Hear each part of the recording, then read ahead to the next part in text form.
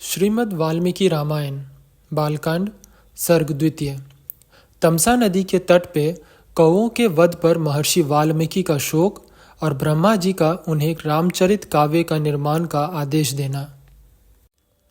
देव ऋषि नारद जी के वचन सुनकर ऋषि वाल्मीकि ने अपने शिष्यों सहित उनका पूजन किया। वाल्मीकि जी से सम्मानित होकर उन्होंने वाल्मीकि जी से जाने की आज्ञा मांगी और आकाश मार्ग से चले गए। नारद जी के जाने के 2 घड़ी के बाद वाल्मीकि जी तमसा नदी के तट पे गए, जो गंगा नदी के समीप था। तमसा नदी के तट पर पहुंचकर वहां के घाट को कीचड़ से रहित देख उन्होंने अपने शिष्य से कहा, भारद्वाज देखो, यहाँ का घाट बड़ा सुंदर है। यहाँ का जल वैसा ही स्वच्छ है जैसे सत्य पुरुष का मन होता है। अतः कलश को यहीं रख दो और मुझे मेरा वलकल दो। मैं तमसा के इसी तट पर स्नान करूंगा। महात्मा वाल्मीकि के ऐसा कहने पर भारद्वाज ने अपने गुरु वाल्मीकि को वलकल वस्त्र दिया। शिष्य के हाथ से वलकल लेकर वाल्मीकि वहां के विशाल वन की शोभा देखते हुए विचरण करने लगे। उनके पास ही कौवे पंछियों का एक जोड़ा, जो कभी एक दूसरे से अलग नहीं होता था, विचर रहे थे। वे दोनों पक्षी बड़े मधुर बोलते थे। भगवान वाल्मीकि उस पक्षी के जोड़े को देखने लगे। उसी समय एक निषाद, जो जंतुओं का अकारण ही वैरी था, ने वहां आकर पक्षी के उस जोड़े में से नर पक्षी को मुनि के देखते देखते ही मार डाला। वह पक्षी खून से लथपथ होकर पृथ्वी पर गिर पड़ा और पंख फड़फड़ाता हुआ तड़पने लगा। अपने पति की हत्या हुई देख उसकी भार्या कोई करुणाजनक स्वर में चित्कार कर उठी। उत्तम पंखों से युक्त वह पक्षी सदा अपनी भार्या के साथ विचरता था। उसके मस्तक का रंग तांबे के समान लाल और वह काम से मतवाला था। ऐसे पति से वियुक्त होकर कोई बड़े दुख से रो रही थी। नर पक्षी की यह दुर्दशा देख ऋषि वाल्मीकि को बड़ी दया आई। करुणा का अनुभव करते हुए रोती हुई कोई को देखते हुए वाल्मीकि जी ने निषाद से कहा, यह अधर्म हुआ है। निषाद, तुझे नित्य निरंतर कभी भी शांति न मिले, क्योंकि तूने इस कौवे के जोड़े में से एक, जो कि काम में मोहित हो रहा था, बिना किसी अपराध के हत्या कर डाली है। ऐसा कहकर जब उन्होंने इस पर विचार किया, तब उनके मन में चिंता हुई कि अहो, इस पक्षी के शोक से पीड़ित होकर ये मैंने क्या कह डाला। यही सोचते हुए वाल्मीकि एक निश्चय पर पहुंचे और अपने शिष्य से इस प्रकार बोले, शोक से पीड़ित होकर मेरे मुख से जो वाक्य निकल पड़ा है, वह 4 चरणों में आबद्ध है। इसके प्रत्येक चरण में बराबर बराबर 8-8 अक्षर हैं तथा इसे वीणा के लय पर गाया जा सकता है। अतः मेरा यह वचन श्लोक के रूप में होना चाहिए, अन्यथा नहीं। मुनि की यह उत्तम बात सुनकर उनके शिष्य भारद्वाज को बड़ी प्रसन्नता हुई और उसने उनका समर्थन करते हुए कहा, हाँ, आपका यह वाक्य श्लोक रूप ही होना चाहिए। शिष्य के ऐसा कहने से मुनि को विशेष संतोष हुआ। इसके पश्चात उन्होंने विधि पूर्वक स्नान किया और उसी विषय का विचार करते हुए आश्रम की ओर लौट पड़े। भारद्वाज भी उनका जल से भरा हुआ कलश लेकर उनके पीछे पीछे आश्रम की ओर चल दिए। शिष्य के साथ आश्रम पहुंचकर वाल्मीकि जी आसन पर बैठे, लेकिन उनका ध्यान अभी भी उसी श्लोक की ओर ही लगा हुआ था। इतने में ही अखिल विश्व की सृष्टि करने वाले सर्वसमर्थ महातेजस्वी चतुर्मुख ब्रह्मा जी मुनि वाल्मीकि से मिलने के लिए स्वयं आश्रम में आए। उन्हें देखते ही वाल्मीकि उठकर खड़े हो गए। उन्होंने अपने मन और इंद्रियों को वश में रखकर अत्यंत विस्मित होकर हाथ जोड़े और चुपचाप कुछ काल तक खड़े रहे, कुछ भी न बोले। इसके पश्चात उन्होंने ब्रह्मा जी का पूजन किया और उनके चरणों में विधिवत प्रणाम कर उनका कुशल समाचार पूछा। ब्रह्मा जी ने आसन पर विराजमान होकर वाल्मीकि जी को भी एक आसन ग्रहण करने की आज्ञा दी। ब्रह्मा जी की आज्ञा पाकर वाल्मीकि जी आसन पर बैठे। उस समय लोक पितामह ब्रह्मा उनके सामने बैठे हुए थे, फिर भी उनका ध्यान कौवे पक्षी की ओर ही लगा हुआ था। वे उसी के विषय में सोचने लगे।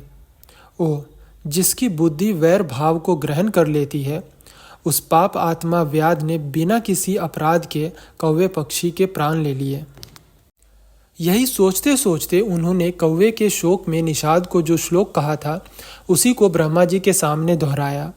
उसे दोहराते ही उनके मन में अपने दिए हुए श्राप के अनुचित्य का ध्यान आया और वे शोक और चिंता में डूब गए। ब्रह्मा जी उनके मन की स्थिति को समझकर हंसने लगे और इस प्रकार बोले, ब्राह्मण, तुम्हारे मुख से निकला हुआ वचन श्लोक रूप में ही होगा। इस विषय में तुम्हें कोई और अन्य विचार नहीं करना चाहिए। मेरे संकल्प और प्रेरणा से ही तुम्हारे मुख से ऐसी वाणी निकली है। मुनि श्रेष्ठ, तुम श्री राम के संपूर्ण जीवन चरित्र का वर्णन करो। राम इस संसार में सबसे बड़े धर्मात्मा और धीर पुरुष हैं। तुमने नारद जी के मुख से जैसा सुना है उसी के अनुसार उसका चिंतन करो। राम का जो गुप्त और प्रकट वृतांत है तथा लक्ष्मण, सीता और राक्षसों का जो गुप्त और प्रकट वृतांत है वे सब तुम्हें ज्ञात हो जाएंगे। इस काव्य में अंकित तुम्हारी कोई भी बात झूठी नहीं होगी, इसलिए तुम रामचंद्र जी के परम पवित्र एवं मनोरम कथा को श्लोकबद्ध करके लिखो। इस पृथ्वी पे जब तक नदियों और पर्वतों की सत्ता रहेगी तब तक संसार में रामायण कथा का प्रचार होता रहेगा। जब तक तुम्हारी बनाई हुई राम कथा का लोक में प्रचार रहेगा तब तक तुम मेरे लोकों में निवास करोगे। ऐसा कहकर ब्रह्मा जी अंतर्ध्यान हो गए। उनके अंतर्ध्यान होने से वाल्मीकि जी को बड़ा विस्मय हुआ। इसके पश्चात उनके शिष्य प्रसन्न होकर कहने लगे, हमारे गुरुदेव ने कौवे पक्षी के दुख से दुखी होकर जिस समान अक्षरों वाले 4 चरणों से युक्त वाक्य का गान किया था वह था तो उनके हृदय का शोक, किंतु उनके वाणी द्वारा उच्चारित होकर श्लोक रूप हो गया है। वाल्मीकि जी के मन में यह विचार आया कि मैं ऐसे ही श्लोकों में संपूर्ण रामायण काव्य की रचना करूं। यह सोचकर उन्होंने राम के चरित्र को हजारों श्लोकों से युक्त एक महाकाव्य की रचना की जो उनके यश को बढ़ाने वाला था। वाल्मीकि के बनाए हुए इस काव्य में तत्पुरुष आदि समास, दीर्घुण आदि संधियां हैं। इसकी रचना में समता है, पदों में माधुर्य है और अर्थ में प्रसाद गुण की अधिकता है। तीसरा सर्ग वाल्मीकि मुनि द्वारा रामायण काव्य में निबद्ध विषयों का संक्षेप में उल्लेख। नारद जी के मुख से धर्म, अर्थ एवं काम रूपी फल से युक्त हितकर तथा प्रकट और गुप्त संपूर्ण रामचरित्र को, जो रामायण महाकाव्य की प्रधान कथा वस्तु था, सुनकर महर्षि वाल्मीकि जी बुद्धिमान राम के उस जीवन वृत्तांत का पुनः भलीभांति साक्षात्कार करने के लिए प्रयत्न करने लगे।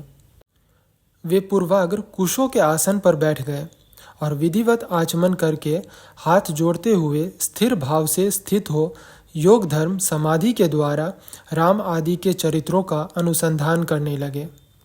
श्री राम, लक्ष्मण, सीता तथा राज्य और रानियों सहित राजा दशरथ से संबंध रखने वाली जितनी बातें थी, हंसना, बोलना, चलना और राज्य पालन आदि जितनी चेष्टाएं हुई, इन सब का महर्षि ने अपने योग धर्म के बल से भली भांति साक्षात्कार किया। सत्य प्रतिज्ञ श्री रामचंद्र जी ने लक्ष्मण और सीता के साथ वन में विचरते समय जो जो लीलाएं की थी वे सब उनकी दृष्टि में आ गईं। योग का आश्रय लेकर उन महात्मा महर्षि ने पूर्व काल में जो जो घटनाएं घटित हुई थी उन सब को वहां हाथ पर रखे हुए आंवले की तरह प्रत्यक्ष देखा। सबके मन को प्रिय लगने वाले भगवान श्री राम के संपूर्ण चरित्रों का योग धर्म के द्वारा यथार्थ रूप से निरीक्षण करके महाबुद्धिमान महर्षि वाल्मीकि ने उन सबको महाकाव्य का रूप देने की चेष्टा की।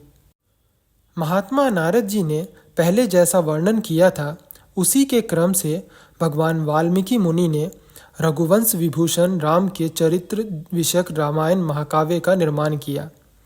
जैसे समुद्र सब रत्नों की निधि है, उसी प्रकार यह महाकाव्य गुण, अलंकार एवं ध्वनि आदि रत्नों का भंडार है।